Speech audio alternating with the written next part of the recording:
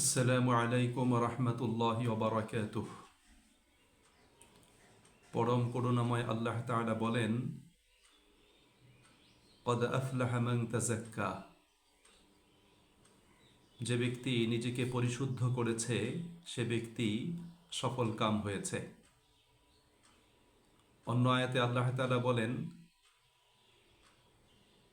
কদ আফলাহা মান যাক্কাহা ওয়া কদ খাবা মান দাসসাহা। যে ব্যক্তি নিজের আত্মাকে পরিশুদ্ধ করেছে সে ব্যক্তি সফল কাম হয়েছে, আর যে ব্যক্তি নিজের আত্মাকে কলুষিত করেছে সে ব্যক্তি ব্যর্থ হয়েছে। সম্মানিত ভাই এবং বন্ধুরা, ইসলামের অন্যতম একটা লক্ষ্য হলো যে একজন মানুষ নিজেকে পরিশুদ্ধ করবে, পবিত্র করবে, পরিবর্তন করবে, নিজের আত্মার পরিশুদ্ধি সাধন করবে এবং প্রত্যেক মানুষ ইসলামের আলোকে নতুন করে নিজেকে গড়ে তুলবে। ইমানের বলে বলিয়ান হয়ে, ইসলামের আলোকে আলোকিত হয়ে, কোরআন এবং সুন্নাহর মানদণ্ডে নিজেকে উন্নীত করবে। আল্লাহ সুবহানাহু ওয়া তাআলা জগতে যত নবী রাসূলদেরকে প্রেরণ করেছেন তাদের অন্যতম প্রধান দায়িত্ব হল মানব জাতির পরিশুদ্ধি সাধন করা, মানুষের আত্মশুদ্ধির জন্য চেষ্টা করা। যেমন আল্লাহ তাআলা কোরআনুল কারীমে রাসূল করিম সাল্লাল্লাহু আলাইহি ওয়াসাল্লামের নবুয়তের দায়িত্ব আলোচনা করতে গিয়ে 4টি বিষয়ের কথা বলেছেন। আল্লাহ তাআলা বলেন যে ইয়াতলু আলাইহিম আয়াতিনা, নবীর দায়িত্ব হলো আমাদের আয়াতগুলো মানুষকে পাঠ করে শোনানো। ওয়া ইউআল্লিমুহুমুল কিতাবা ওয়াল হিকমাহ, মানুষকে কিতাব শিক্ষাদান করা, অর্থাৎ কিতাবের প্রায়োগিক পদ্ধতি, তার ব্যাখ্যা বিশ্লেষণ মানুষকে শিক্ষাদান করা।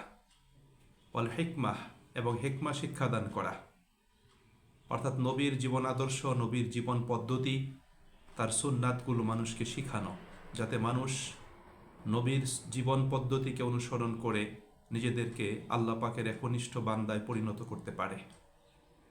সর্বশেষ হল ওয়ায়ুযাক্কিহিম, এবং মানুষকে পরিশুদ্ধ করা, তাদেরকে পবিত্র করা, তাদের আত্মশুদ্ধির জন্য কাজ করা।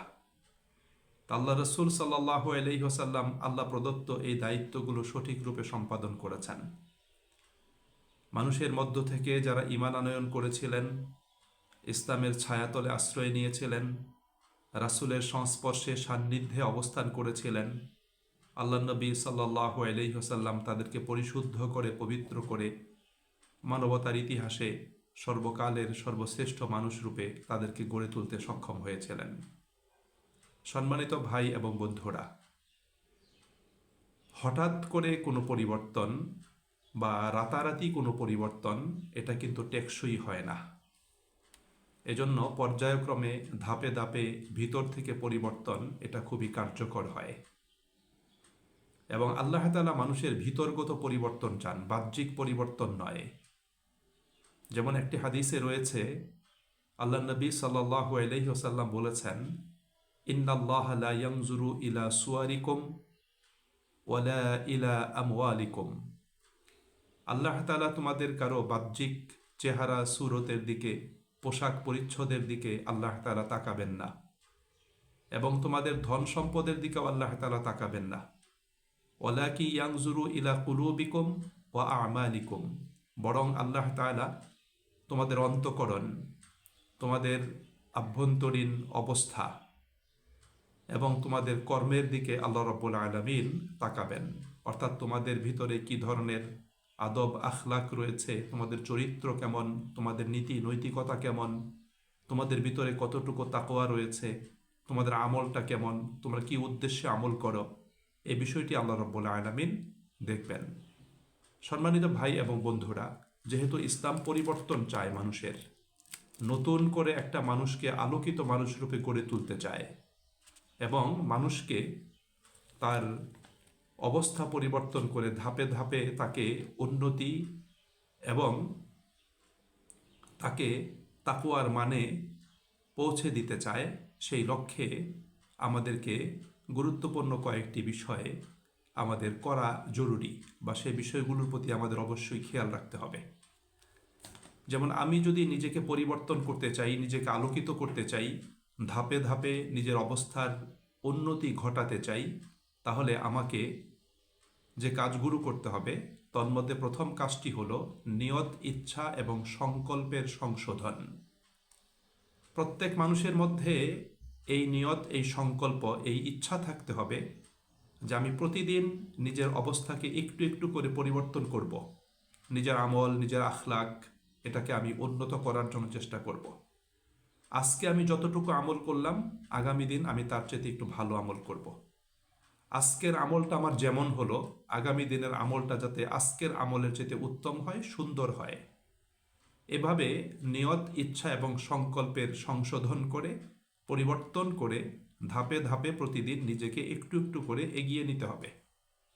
2 নম্বরে হলো যে আমাদেরকে অল্প দিয়ে, ছোট দিয়ে শুরু করতে হবে।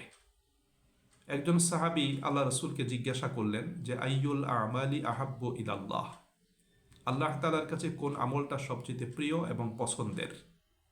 আল্লাহ নবী সাল্লাল্লাহু আলাইহি ওয়াসাল্লাম বললেন আদওয়ামুহা ওয়া ইন ক্বাল্লা, যে পরিমাণে কম হলেও যে আমলটা নিয়মিত করা হয়, সে আমলটা আল্লাহ পাকের কাছে উত্তম। আমরা অনেক সময় ছোট আমলকে আমরা তুচ্ছ জ্ঞান করি, সেটাকে গুরুত্ব দান করি না, কিন্তু সেই ছোট আমলটাই একদিন আমার জন্য অনেক কল্যাণকর হবে, ফায়দাদায়ক হবে, সেদিকে আমাদের খেয়াল নেই। এজন্য অল্প হোক, প্রতিদিন একটা আয়াত হোক কোরআনের, অর্থসহ পড়া, হৃদয়ঙ্গম করা, হৃদয় মনে ধারণ করা। একটি হাদিস হোক প্রতিদিন পড়া, সামান্য কিছু হলেও প্রতিদিন সাদাকা করা, 2 রাকাত হলেও প্রতিদিন নফল সালাত আদায় করা। এরকম অল্প অল্প করে আপনার গিয়ে কি করতে হবে, ছোট দিয়ে আমাদেরকে শুরু করতে হবে। হাদিসে একটি কথা রয়েছে যে গুনাহ যত ক্ষুদ্রই হোক সে ব্যাপারে তুমি দুঃসাহসী হইও না, আর নেকির কাজ যত ক্ষুদ্রই হোক, যত ছোটই হোক, সেটাকে তুমি অবজ্ঞা এবং অবহেলা করো না। যেমন প্রতিবেশীর হকের ব্যাপারে আলোচনা করতে গিয়ে রসুল করিম সাল্লাল্লাহু আলাইহি ওয়াসাল্লাম বলেছেন যে একটি ছাগলের পায়ের খুরও যদি প্রতিবেশীর ঘরে দেওয়ার সামর্থ্য থাকে, সেটা দিতেও তোমরা লজ্জা এবং কুণ্ঠাবোধ করো না। তরকারি রান্না করার সময় একটু ঝোল বেশি দিতে বলেছেন নারীদেরকে, যেন প্রতিবেশীর ঘরে একটু ঝোল হলেও পাঠানো যায়।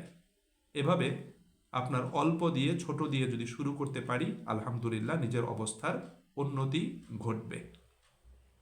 3 নম্বরে গুনাহ পরিত্যাগ করতে হবে এবং সর্বদা তাওবা এবং ইস্তেগফার করতে হবে। রাসূল করিম সাল্লাল্লাহু আলাইহি ওয়াসাল্লাম প্রতিদিন আল্লাহ পাকের কাছে 100 বারের অধিক তিনি তাওবা এবং ইস্তেগফার করতেন। এজন্য গুনাহের কাজ পরিত্যাগ করলে নিজের অবস্থার উন্নতি হবে, উন্নতি ঘটবে। গুনাহের ভিতর লিপ্ত থেকে যত ভালো কাজই করি না কেন, সে ভালো কাজের কোনো বরকত এবং কল্যাণ পাওয়া যাবে না। বরং গুনাহের কাজে লিপ্ত থেকে ভালো কাজ করতে গেলে সেই আমল আল্লাহ পাকের দরবারে কবুলও হবে না। এজন্য আমাদেরকে সচেতন মনে আল্লাহর সন্তুষ্টির জন্য গুনাহের কাজ পরিত্যাগ করে তার কাছে তওবা করতে হবে, তার আনুগত্যে ফিরে আসতে হবে এবং নিজের কৃত ভুল ত্রুটির জন্য ক্ষমা প্রার্থনা করতে হবে।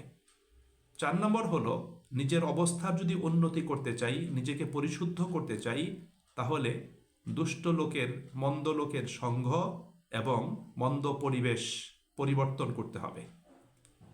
মন্দ পরিবেশ অবশ্যই পরিবর্তন করতে হবে। যেই পরিবেশ আল্লাহ পাকের ইবাদতের অনুকূল নয়, যেই পরিবেশে ভালো কাজ করা যায় না, বাধা বিপত্তি রয়েছে, অথবা যেই সঙ্গ, যেই সাথীদের কারণে আমি ভালো কাজে বাধাগ্রস্ত হই, ভালো কাজ করতে পারি না, আমাকে তাদেরকে পরিত্যাগ করতে হবে। তাহলে নিজের অবস্থার উন্নতি ঘটবে, নিজে আলোকিত মানুষ হতে পারবো।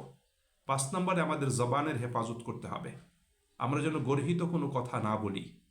আল্লাহ রাসূল বলেছেন মান কানা ইউমিনু বিল্লাহি ওয়াল ইয়াউমিল আখির, তোমাদের মধ্য থেকে যারা আখিরাত দিবসের প্রতি, আল্লাহ তাআলার প্রতি ঈমান আনয়ন করে, ফালিয়াকুল খায়রা, সে যেন ভালো কথা বলে। একজন মুমিন ভালো কথা বলবে, মুমিনের কথা হবে আল্লাহ পাকের জিকির, মুমিনের কথা হবে আল্লাহ পাকের স্মরণ, মুমিনের কথা হবে উপদেশ নসিহামূলক কথা, মুমিনের কথা হবে কল্যাণকর কথা। মুমিন কখনোই কোনো গর্হিত কথা বলবে না। যেমন আল্লাহ তাআলা কোরআনে মুমিনদের বৈশিষ্ট্য আলোচনা করতে গিয়ে বলেছেন, ওয়াল্লাযীনা হুম আনিল লাগবি মুরিদুন। সফলকাম মুমিনদের বৈশিষ্ট্য হলো তারা অন্যায় এবং বেহুদা কথা থেকে, কাজ থেকে নিজেদেরকে বিরত রাখে। 6 নম্বরে হলো আমাদেরকে মুহাসাবা করতে হবে, নিজের জীবন নিয়ে, নিজের কর্ম নিয়ে পর্যালোচনা করে ধাপে ধাপে নিজেকে সংশোধন করতে হবে। ব্যক্তি যদি নিজেকে পর্যালোচনা করতে পারে, নিজেকে যাচাই বাছাই করতে পারে, তাহলে ব্যক্তির অবস্থার উন্নতি ঘটবে। 7 নম্বরে আমাদের ক্রোধকে নিয়ন্ত্রণ করতে হবে। আল্লাহ রাব্বুল আলামিন কোরআনুল কারীমে মুমিনদের বৈশিষ্ট্য আলোচনা করতে গিয়ে বলেছেন যে মুমিনদের বৈশিষ্ট্য হলো যে মুমিনরা রাগান্বিত হলে নিজেদের ক্রোধকে কি করে, তারা এটাকে নিয়ন্ত্রণ করে। কারণ রাগের মাথায় মানুষ সীমা লঙ্ঘন করে, অন্যের হক নষ্ট করে ফেলে। রাগের মাথায় মানুষ অন্যায় কাজ করে ফেলে। এই জন্য ক্রোধটাকে কি করতে হবে, নিয়ন্ত্রণ করতে হবে। আল্লাহ রাসূল বলেছেন, যে ব্যক্তি মল্লযুদ্ধে কাউকে হারিয়ে দেয় সে প্রকৃত বীর নয়, বরং প্রকৃত বীর হলো সেই ব্যক্তি যে ব্যক্তি ক্রোধের সময়, রাগের সময় নিজেকে নিয়ন্ত্রণে রাখতে পারে। এটা মুমিনদের অন্যতম গুরুত্বপূর্ণ একটা বৈশিষ্ট্য। 7 নম্বর হলো পরচর্চা, পরনিন্দা এবং অনর্থক কাজ বর্জন করতে হবে। আপনার গিয়ে পরচর্চা, পরনিন্দা, অনর্থক কাজ বর্জন করতে হবে। আল্লাহ রাসূল সাল্লাল্লাহু আলাইহি ওয়াসাল্লাম বলেছেন, মিন হুসনি ইসলামিল মারই তারকুহু মা লা ইয়ানি। একজন মানুষের ইসলামের সৌন্দর্য হলো অনর্থক কথা এবং কাজ পরিত্যাগ করা। অনর্থক কথা এবং কাজ পরিত্যাগ করলে ব্যক্তির ঈমান এবং ইসলাম, তার আমল এবং আখলাক সুন্দর হবে। 9 নম্বর হলো লজ্জাশীলতা এবং বিনয়। এটাকে আমাদের নিজের ভিতর তৈরি করতে হবে, কারণ লজ্জাকে আল্লাহ রাসূল ঈমানের অঙ্গ বলেছেন। অন্য হাদিসে তিনি বলেছেন, ইজা লাম তাস্তাহি ফাসনা মা শিতা। যদি তুমি লজ্জা বিসর্জন দাও তাহলে যে কোনো কাজ তুমি করতে পারবে। এজন্য লজ্জা মানুষের জন্য একটা সেফ গার্ড হিসেবে কাজ করবে। মানুষ আল্লাহ পাকের হুকুমের আলোকে জীবন পরিচালনা করতে সক্ষম হবে। 10 নম্বরে আমাদের ভিতর আমানতদারি থাকতে হবে। কথার আমানতদারি, কাজের আমানতদারি, দায়িত্বের আমানতদারি, সময়ের আমানতদারি। এই আমানতদারি আমাদের প্রত্যেকের ভিতর থাকতে হবে। এর দ্বারা নিজের অবস্থার উন্নতি ঘটবে। সম্মানিত ভাই এবং বন্ধুরা, এই কাজগুলো করতে হবে আমাদেরকে একদম পরম ধৈর্যের সাথে এবং অধ্যবসায়ের সাথে। অর্থাৎ আমাদেরকে ধৈর্য অবলম্বন করতে হবে, ধৈর্যের সাথে সুচিন্তিত মনে, এবং লেগে থাকতে হবে। অর্থাৎ অধ্যবসায়ের মাধ্যমে এই কাজগুলো আমাদেরকে করতে হবে। এই কাজগুলো করলে ইনশাআল্লাহ ধাপে ধাপে, পর্যায়ক্রমে আমরা নিজেদের অবস্থার উন্নতি ঘটাতে পারবো, নিজেকে পরিশুদ্ধ করতে পারবো, পবিত্র করতে পারবো, আত্মশুদ্ধি অর্জন করতে পারবো, এবং নিজেকে পরিবর্তন করে একজন আলোকিত আমরা মুমিন হিসাবে নিজেদেরকে সমাজের বুকে দাঁড় করাতে সক্ষম হব, এবং এভাবে আল্লাহ পাকের অনুগ্রহ এবং রহমত লাভ করে নিজেদের জীবনের মূল্যমান আমরা বৃদ্ধি করতে পারব। আল্লাহ আমাদের সকলকে তৌফিক দান করুন। আসসালামু আলাইকুম ওয়া রাহমাতুল্লাহি ওয়া বারাকাতুহু।